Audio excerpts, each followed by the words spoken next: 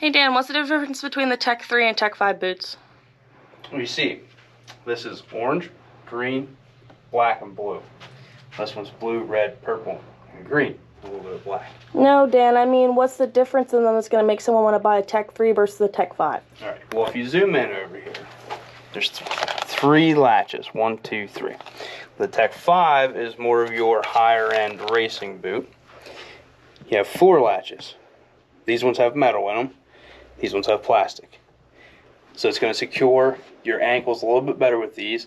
The Tech 5s also have a metal brace in them, and they have a hinge point. They're a little bit more stiff and sturdy around the ankles, as the Tech 3s have a different style hinge point, but they don't have a metal brace in here. So it's just a little flex point. And again, you only have 3 latches. So which one am I going to want if it's my first time riding? If it's your first time riding, I would go with the Tech 3s. They're going to be a little bit more comfortable for you to get into the concept of having a ankle support. Most people think that they should let your ankles still move, but that's not the case. You want them stiff enough because they're to support your ankles, so you don't want them to move.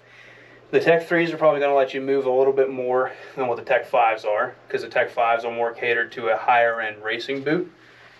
So the Tech 3 for starters is where I would go, and if you get more advanced, then you're going to want to move up Tech 5s and so forth. So if I'm a more advanced rider, I want a Tech 5. Yep. All right. Thanks, Dan. Yep.